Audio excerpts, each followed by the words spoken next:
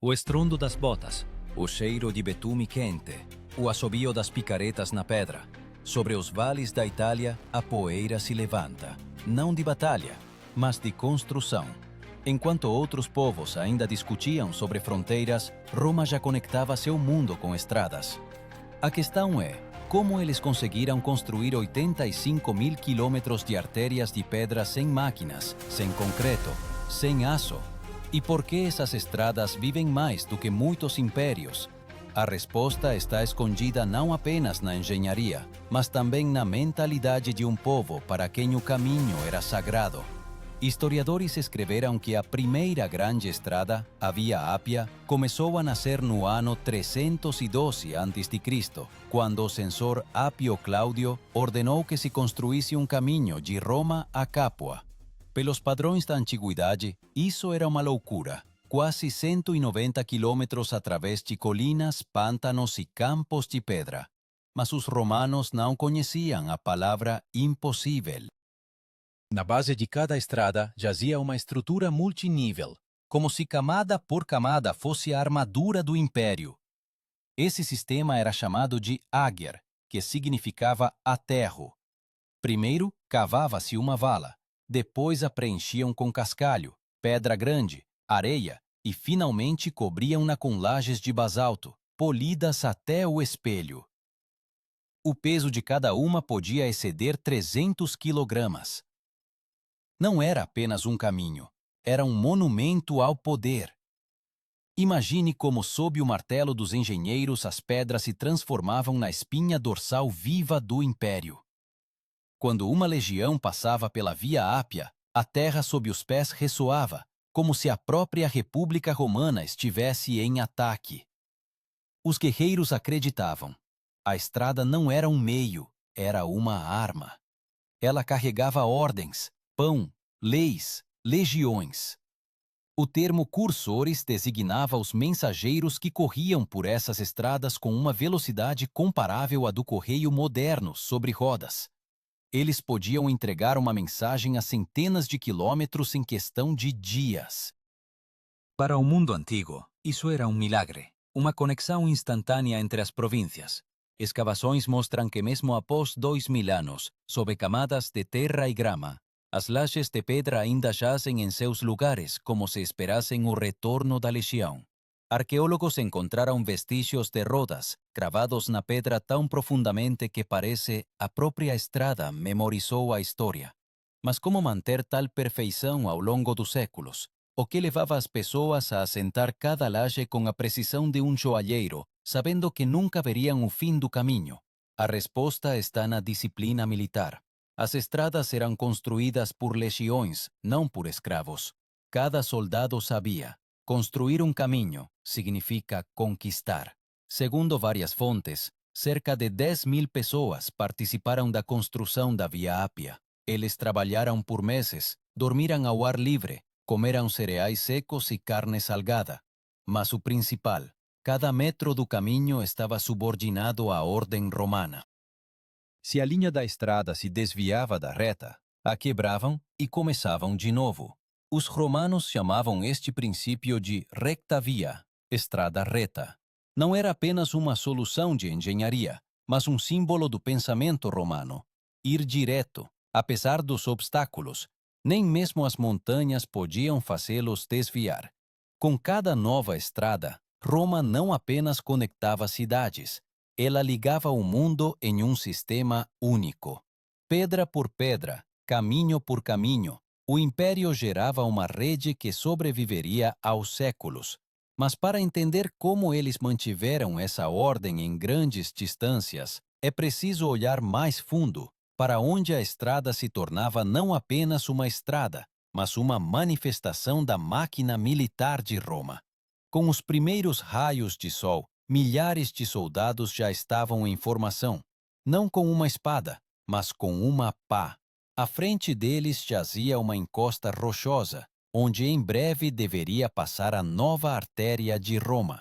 Não era trabalho de escravos, era um exército construindo um império. Cada golpe de picareta era um golpe no caos, cada pedra um passo para a eternidade. Os legionários trabalhavam sob as ordens do tribuno, e acima deles estava o legado, um homem responsável não apenas pelas batalhas, mas também pela construção. Os romanos chamavam esses soldados de fabri, engenheiros militares. Eles eram treinados da mesma forma que os gladiadores, apenas suas armas eram o esquadro, a enxada e o cordão. Políbio escreveu que sem a engenharia, Roma não poderia existir por um dia sequer. As estradas garantiam o movimento das tropas, o abastecimento e o poder. Com a ajuda deles, o império podia deslocar uma legião inteira por centenas de quilômetros em poucas semanas, enquanto os inimigos ainda vagavam na lama. Para construir uma milha de estrada, eram necessárias cerca de 100 toneladas de pedra e 3 semanas de trabalho. O peso das ferramentas e do equipamento de cada trabalhador atingia 20 quilogramas. Nas sacolas, pás, cinzéis, martelos, prumos, e tudo isso eles carregavam sobre si. Nos diários de campanha de César, é mencionado que um soldado do exército romano percorria até 30 quilômetros por dia, carregando até 40 quilogramas de carga. Não era apenas resistência, era um sistema. Antes do início dos trabalhos, os legionários instalavam a groma, um instrumento para marcar uma linha reta. Essencialmente, era um teodolito antigo, uma cruzeta com prumos, graças à qual os engenheiros podiam traçar o caminho com uma precisão surpreendente. Arqueólogos modernos, ao investigar os restos de estradas na Britânia, surpreenderam-se. O erro não excedia 1 metro em dezenas de quilômetros. Imagine como na planície surge lentamente uma linha viva, perfeitamente reta, como uma corda. Os guerreiros na lama e na poeira não veem o quadro completo, mas o seu trabalho constrói uma rede que poderá ser vista até do espaço. Roma não criava apenas estradas, ela criava ordem. A geometria do poder, transformando o caos em linhas retas. Cada trecho da estrada tinha camadas, como a carapaça de uma tartaruga. A camada inferior de cascalho retinha a umidade. A do meio de pedras pequenas dava resistência. A superior, de basalto, refletia o calor e suportava o peso das carroças. Pesquisadores modernos do Instituto de Arqueologia de Roma confirmaram: graças a tal estrutura, as estradas podiam servir por mais de 5 séculos sem reparos. Quando o trabalho terminava, o primeiro a passar pela estrada era o comboio com provisões: pão, vinho, sal, grãos. Os soldados sabiam. Depois dele viriam as tropas, e depois os correios senatoriais, os cobradores de impostos, os mercadores, os peregrinos. A estrada tornava-se o vaso sanguíneo da civilização, e ainda assim, em cada pedra deste sistema, sentia-se o rigor do regulamento militar. Qualquer violação da ordem, punição. Se um legionário assentava uma laje de forma irregular, era-lhe ordenado que a removesse e a assentasse novamente. Se a estrada se desmoronava, a culpa recaía não sobre o engenheiro, mas sobre um destacamento inteiro. Plínio o Velho escreveu que era precisamente o medo da desonra e o cálculo preciso que faziam as estradas de Roma serem perfeitas. Quando o sol se inclinava para o poente, os soldados levantavam o olhar para o que haviam criado. De horizonte a horizonte estendia-se uma faixa clara, como uma cicatriz no corpo da terra. Roma deixava uma marca não na memória, mas na pedra. A cada novo quilômetro, a rede de viae, estradas que ligavam cidades, fortalezas e portos, crescia. E se alguém, naquela época, se elevasse bem acima da Itália, veria uma teia de aranha gigantesca, onde o centro era Roma, e dela, fios que levavam a todos os cantos do mundo. Mas o que tornava esses caminhos invencíveis, mesmo diante do tempo, não era apenas a precisão da engenharia, mas também a forma como Roma os protegia. Afinal, cada estrada deveria ser segura. E por isso, em cruzamentos e desfiladeiros, começaram a surgir postos, torres e fortalezas, onde os guardas serviam dia e noite. O termo mansio significava uma parada, um local de descanso para mensageiros e militares. Lá era possível trocar cavalos, obter comida, entregar uma mensagem. Essas estações estavam localizadas a cada 25, 30 quilômetros, e arqueólogos encontraram seus vestígios mesmo em províncias distantes. A rede de mansiones transformava o império em um organismo único, onde a informação corria pelas veias de pedra mais rápido do que um exército poderia se mover. Mas a estrada não era apenas uma conexão, ela era uma fronteira. Ao seu redor, Roma construía pontes, aquedutos, assentamentos. Cada estrada carregava uma promessa. Onde o caminho chegava, Roma também chegava. E um dia, quando o império estendeu seus caminhos da Espanha à Mesopotâmia, ficou claro: as estradas não eram mais apenas estradas, eram linhas pelas quais a própria história fluía. Roma Contanal. E em seu coração, a mesma disciplina, o mesmo silêncio e o mesmo som da pedra que ecoava na manhã em que as legiões começavam seu primeiro dia de construção. Quando o império cresceu a tal ponto que de Gália ao Egito, o mensageiro podia viajar por meses, as estradas tornaram-se suas artérias, e o controle sobre elas, uma questão de sobrevivência. Ao amanhecer, quando a neblina ainda pairava, os aros de ferro das carroças já retumbavam sobre as lajes de pedra. O cheiro de pedra molhada misturava-se com o suor dos mulos e a fuligem das tochas de piche. Assim começava o dia na estrada que nunca dormia. Cada trecho do caminho tinha seu guardião, o curator viarum, um oficial responsável pela manutenção das estradas.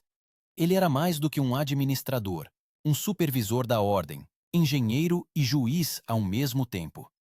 Sua tarefa era garantir que o império não perdesse suas conexões. Se uma laje rachava, ele tinha que encontrar o culpado.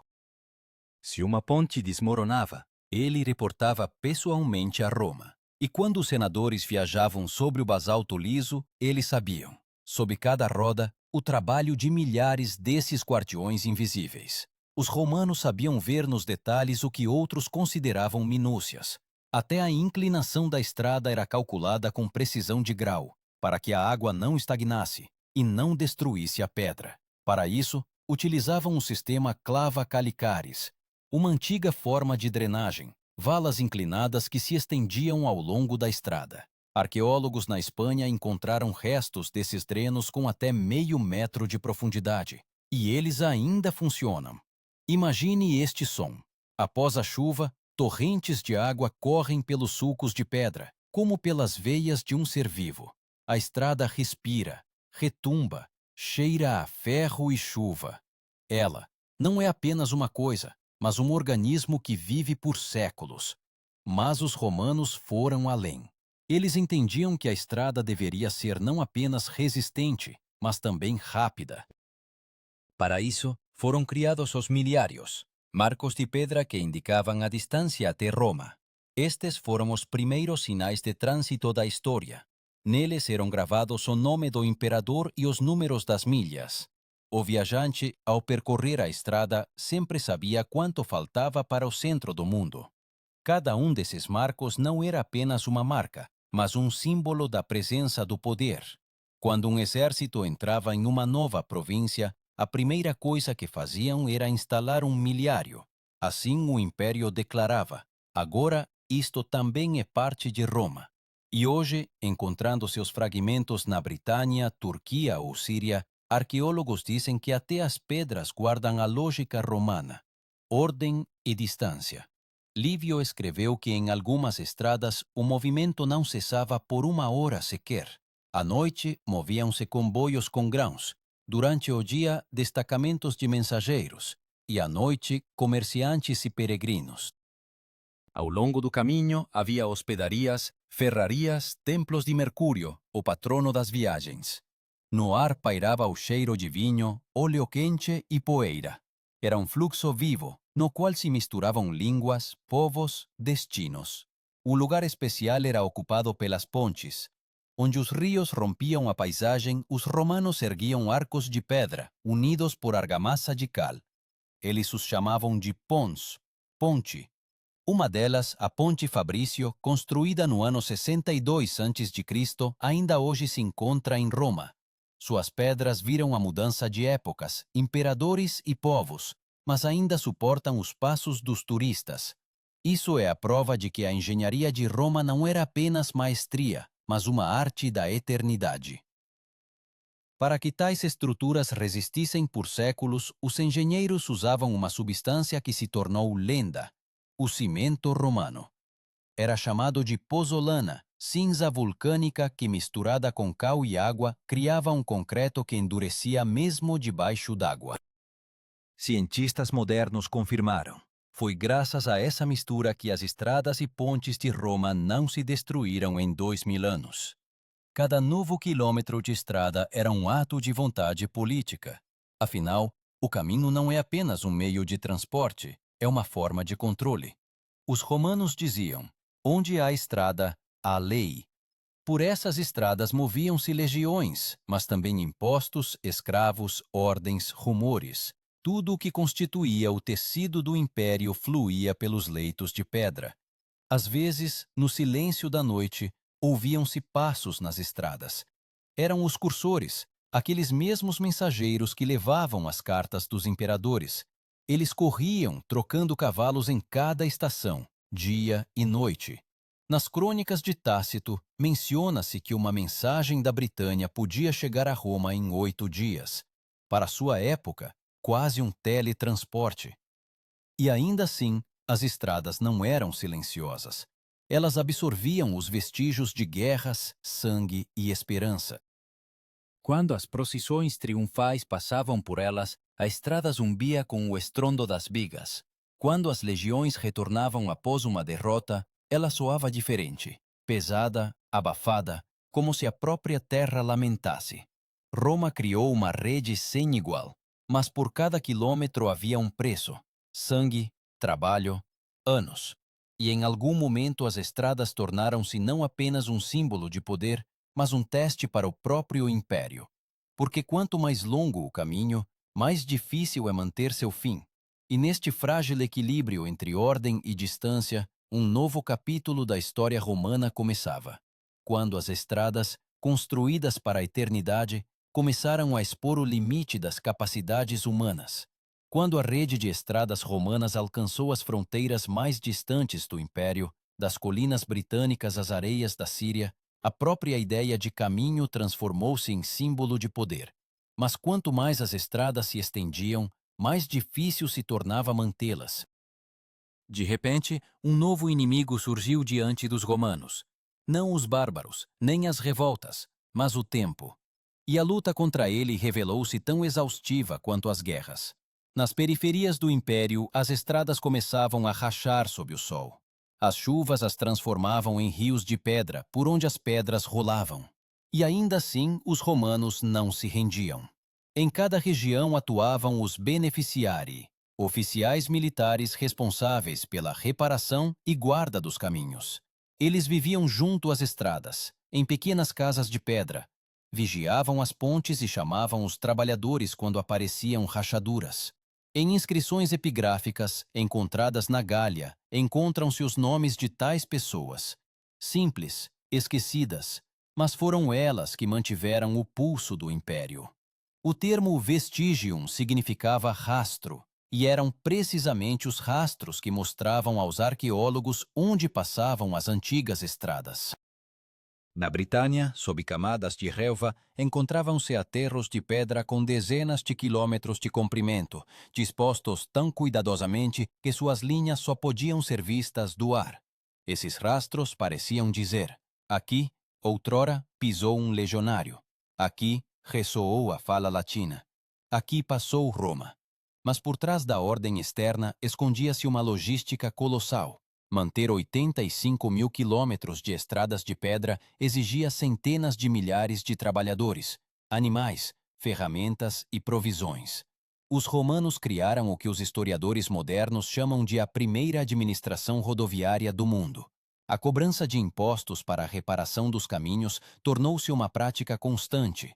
De cada cidade eram alocados fundos, e os funcionários reportavam ao Senado sobre o estado das estradas.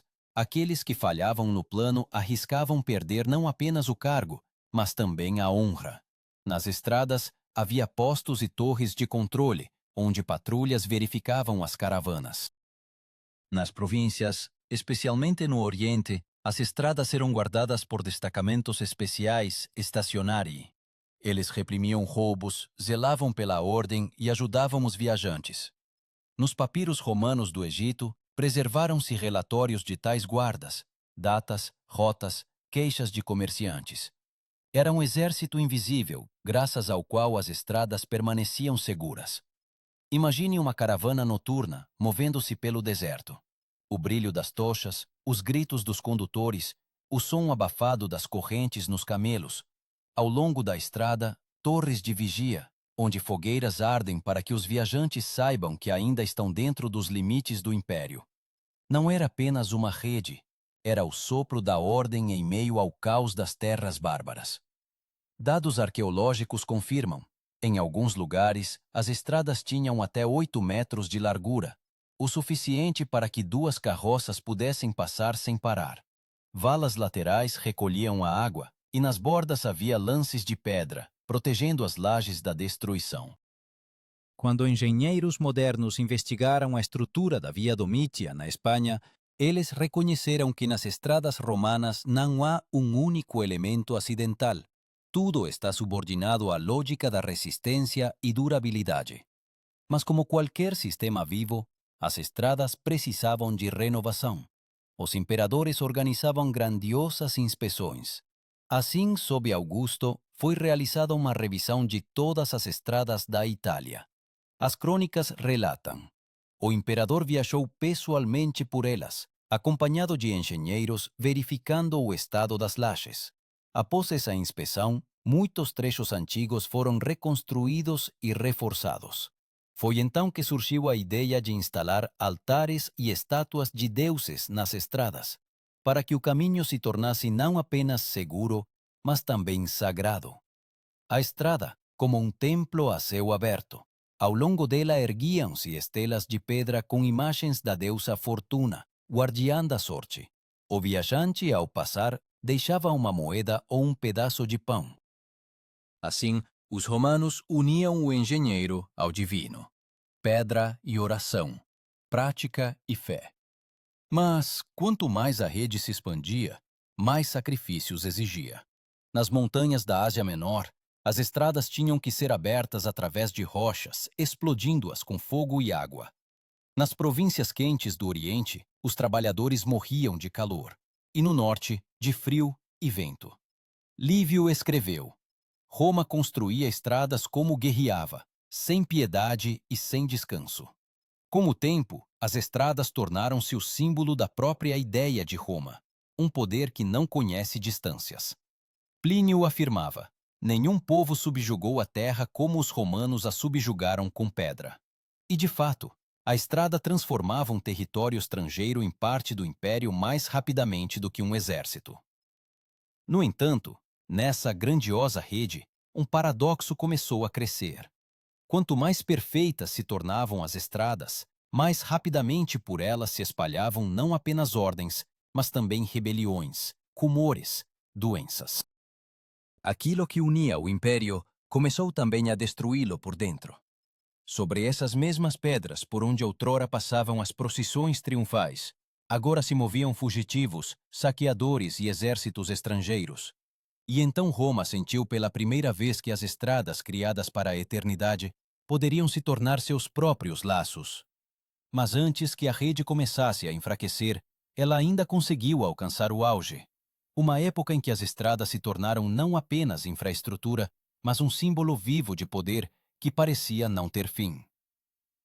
No início do século II depois de Cristo, as estradas de Roma atingiram seu apogeu. O império, que se estendia por dezenas de países do mundo moderno, era costurado por fios de pedra, pelos quais a vida fluía.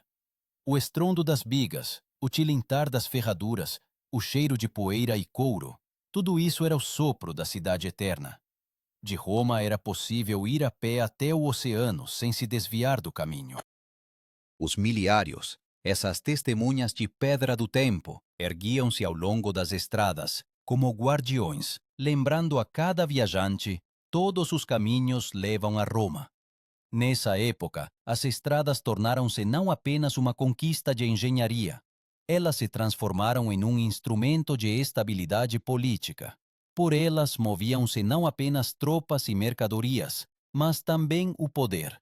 Mensageiros do imperador, funcionários, juízes, cobradores de impostos, todos dependiam da velocidade. E se buracos ou erosões apareciam na estrada, isso era percebido como uma ameaça ao Estado. Por isso, o imperador Trajano criou uma instituição especial, os curatores viarum publicarum, supervisores das estradas públicas, que se reportavam diretamente ao Senado. Era uma rede burocrática tão poderosa quanto a de pedra. Nos cruzamentos eram erguidos arcos do triunfo, monumentos dedicados a grandes vitórias. Seu mármore branco cintilava sob o sol quando as legiões passavam pela estrada. A poeira, levantada por milhares de pés, assentava-se nos baixos relevos, onde cenas de triunfo eram esculpidas. A história caminhava pela estrada, e a estrada absorvia a história. Particularmente impressionante era o caminho através dos Alpes, a Via Cláudia Augusta. Ele subia a uma altura de mais de 1000 metros, passando por desfiladeiros nevados. Onde nem mesmo as águias voavam, os romanos esculpiam degraus na pedra. Plínio escreveu que nas montanhas a estrada se agarra às rochas, como a garra de uma águia. Arqueólogos encontraram restos de muros de arrimo que ainda hoje sustentam a massa rochosa. Não era apenas um caminho, era uma declaração de poder sobre a natureza. Imagine, uma legião subindo. As botas escorregam no gelo, a respiração se transforma em vapor. Atrás, Roma. À frente, as nuvens. Os legionários carregam pás, picaretas, enxadas. Cada pedra foi assentada pelas mãos daqueles que estavam prontos para morrer pela estrada. Não pela glória, não pelo ouro, mas pela ordem que sobreviveria a todos eles.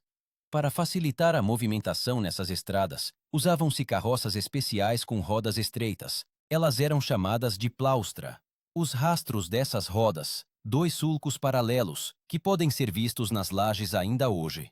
Cientistas de Nápoles estabeleceram: a largura desses rastros é a mesma em toda a Europa, da Itália à Alemanha. Isso significa que Roma criou o primeiro padrão de bitola da história, uma norma que garantia a compatibilidade de todos os meios de transporte. Assim nasceu a ideia de unificação, sobre a qual os estados modernos mais tarde construíram seus sistemas. Mas as estradas serviam não apenas ao poder, elas se tornaram estradas da fé.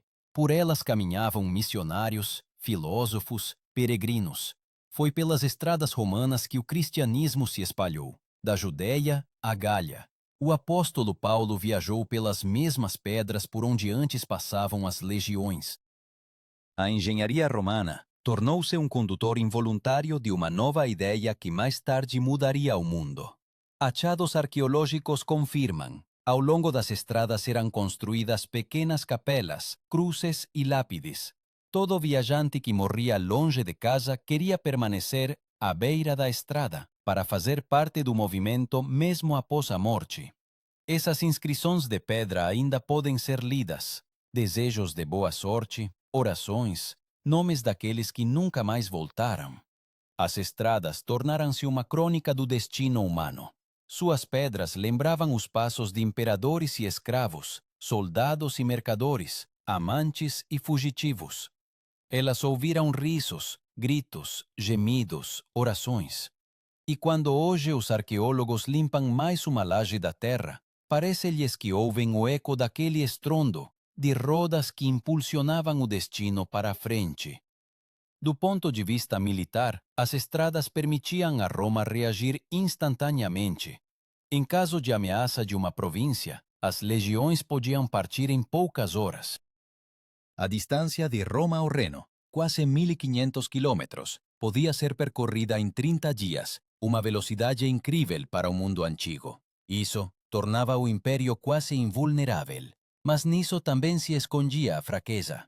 Quanto mais rápido o exército podia se mover, mais dependente das estradas ele se tornava.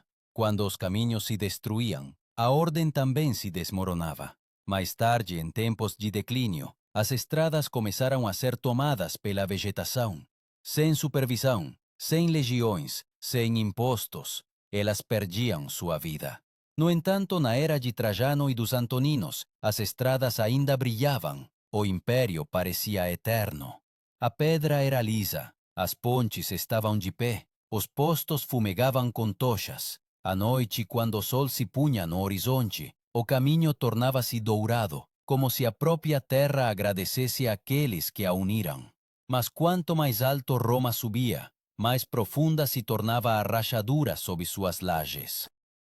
E quando ela finalmente fendeu a terra, as estradas pela primeira vez deixaram de levar à eternidade. Elas começaram a levar ao ocaso.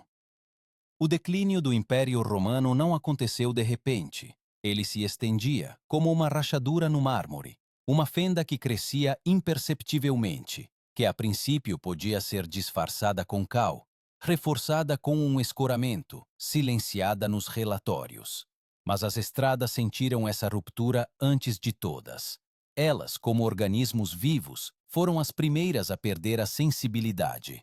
Os postos desapareciam, as estações silenciavam, a vegetação começava a tomar as margens. Onde ainda recentemente retumbavam as bigas, agora as ervas sussurravam. A queda começou com as finanças. As receitas fiscais diminuíram, pois as províncias empobreciam, e as legiões cada vez mais se revoltavam.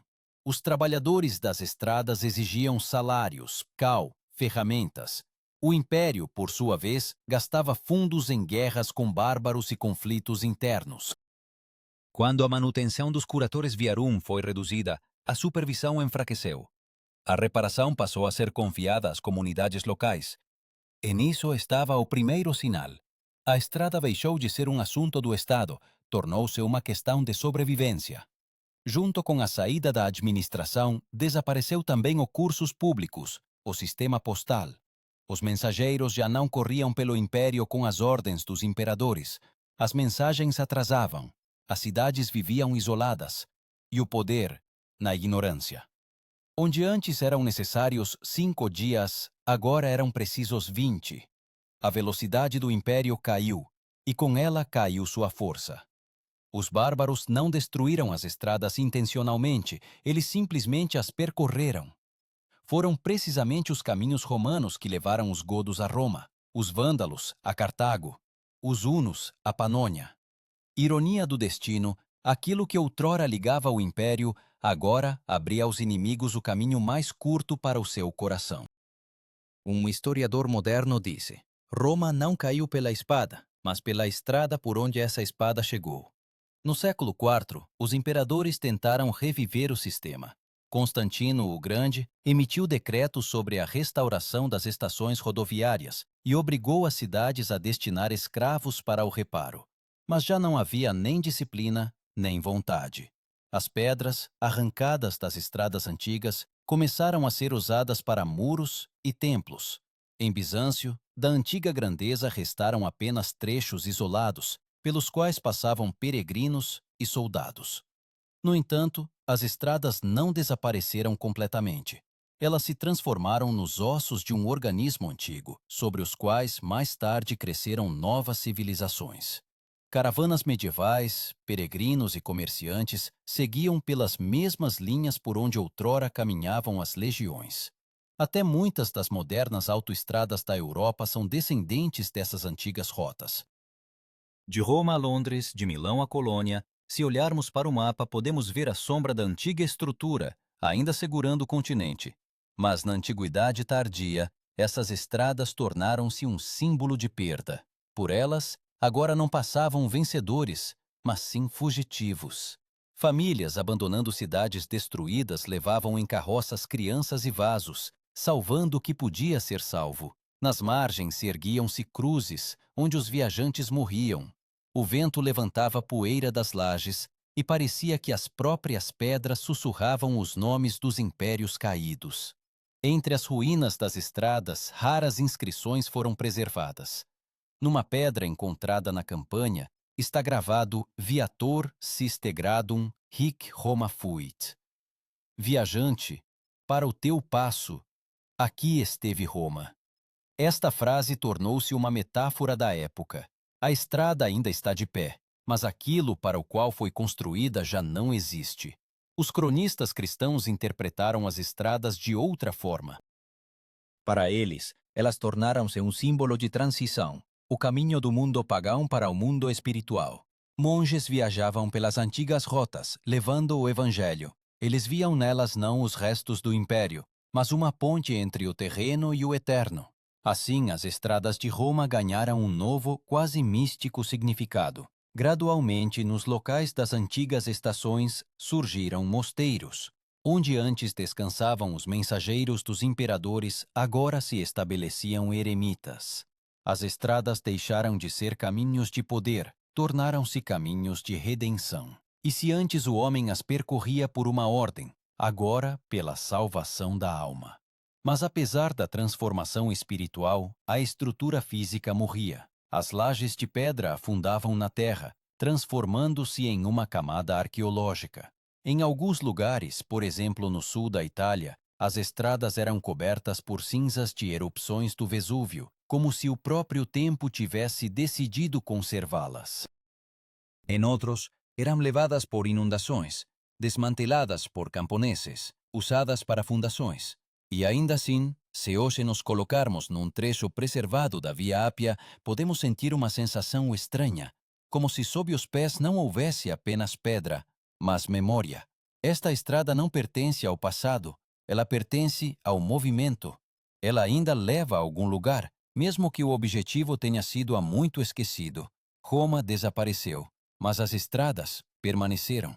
E nisso a sua última vitória. Elas sobreviveram a imperadores, exércitos, divindades, línguas. A pedra revelou-se mais duradoura que o poder, e o caminho mais eterno que aquele que o percorre. Assim terminou a Era das Estradas, mas começou outra, a Era das Sombras, na qual as pedras silenciavam, e as pessoas novamente aprendiam a encontrar o caminho por si mesmas.